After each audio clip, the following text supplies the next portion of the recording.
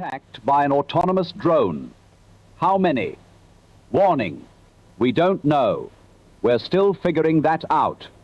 Warning, you are running out of time. Listen closely.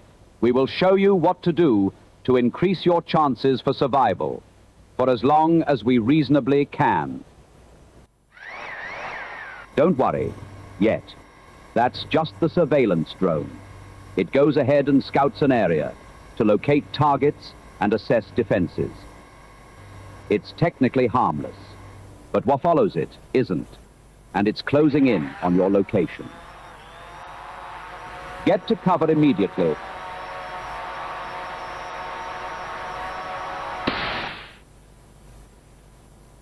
Good thing that door was strong enough. You bought yourself time. I will take this chance to explain. Listen carefully. What you just encountered was a pair of modified FPV drones. FPV, or first-person view drones, are cheap, lightweight, and extremely fast. Reaching speeds of up to 140 kilometers an hour, they are agile enough to strike a variety of targets, including static targets and moving vehicles.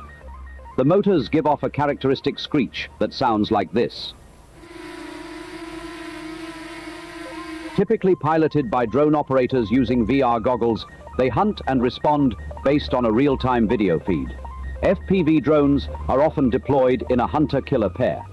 Like a sniper team, one drone is responsible for surveillance, the other for pulling the trigger. Surviving that first strike is commendable. Good job. But your hiding spot is compromised. Other drones are incoming. You must move to a safe spot. Now. Your only chance is getting to the nearest city, somewhere that has a military presence. Jammers, anti-aircraft guns, missiles, bunkers. But you need to survive long enough to get there. Grab some gear, whatever you have on hand. Ski goggles, a helmet, and a thick leather jacket to shield you from debris or shrapnel from drone impacts.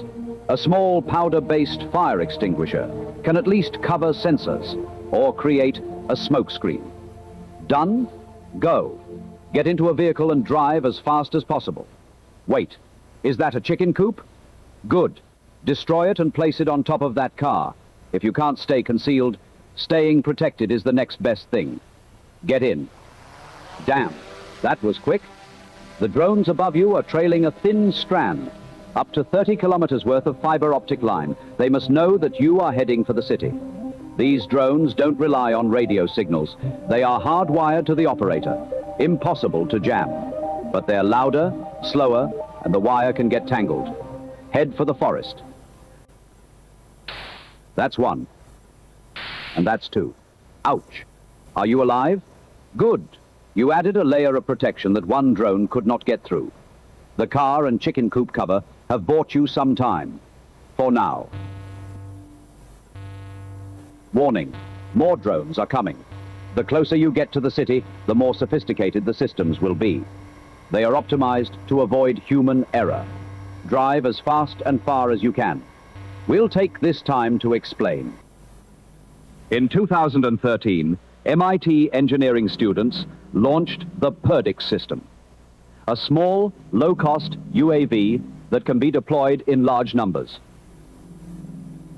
They launched 103 Perdix drones from 3 FA-18 Super Hornets.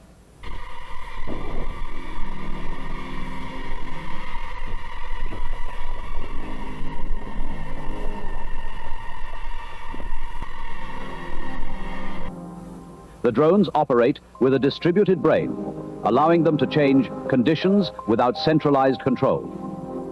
The Perdix drones share data, have no single leader, and reconfigure when drones are added or removed. By 2015, the Office of Naval Research revealed a low-cost UAV swarming technology, also known as Locust, a tube-based launcher for releasing small, unmanned autonomous vehicles in rapid succession.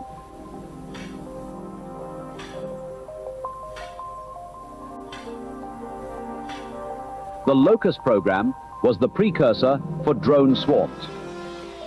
In theory, hundreds of small autonomous UAVs could cost less than a single tactical aircraft, while also being more effective and robust. Unmanned systems were force multipliers. One agent could, in theory, control significantly more assets in battle space. A swarm could also coordinate. They operate most commonly in waves. The surveillance wave gathers information across large areas. This involves mapping the environment, identifying and location potential targets, detecting enemy defense, and providing persistent information for commanders. To do this, the surveillance wave uses coordinated search patterns.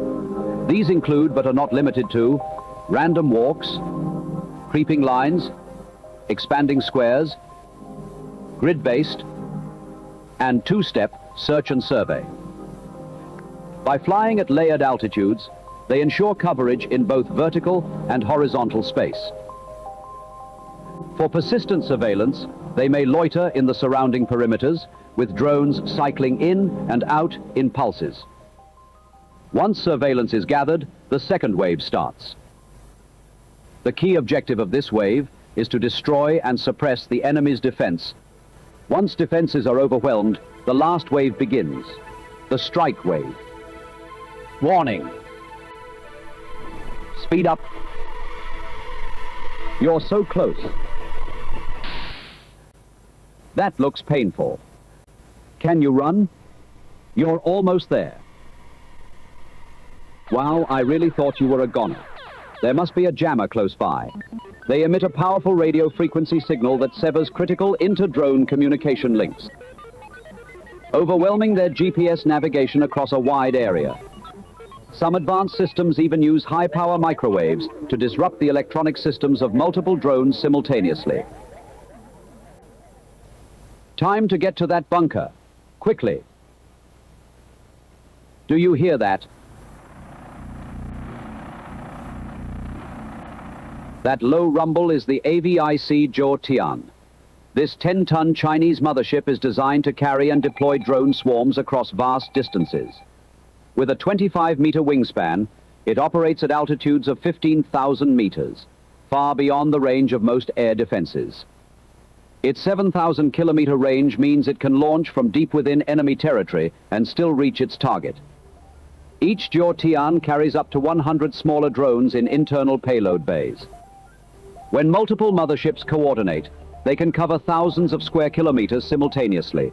The sub-drones share information instantly, creating a connected network that adapts to changing conditions. What makes this system particularly effective is scale.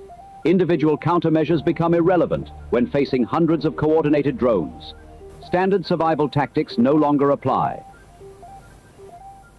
These narrow streets are providing good cover. It's too late to get to the bunker, but you have time to hunker down in one of these buildings. Get in. Quick. Drone swarms can achieve mass destruction through the accumulation of many small-scale attacks. They are a fundamental shift in weapons technology. Modern wars are described as unmanned hellscapes, where an offensive swarm campaign would meet a counter-swarm of drones. At this point, no place is safer than any other. Any door you barricade is a door that can be destroyed. Your survivability depends on one thing: who is sending the attack? When a human controls a drone, there are inherent limitations. Reaction time averages 200 to 300 milliseconds for complex decisions. Fatigue degrades performance after extended operations. Moral hesitation can delay or prevent engagement. A human pilot might miss a target due to stress or poor visibility, might choose not to fire on ambiguous targets, might make tactical errors under pressure. These human weaknesses can become your survival advantages. You can exploit predictable behavior patterns, confuse operators with decoys or unexpected movements, force them into situations where human judgment becomes a liability. But artificial intelligence operates by different rules. An AI can process visual data in microseconds. They don't experience fatigue, fear, or moral conflict, executing mission parameters with mathematical precision. If you are designated as a target, it will pursue you with unwavering focus,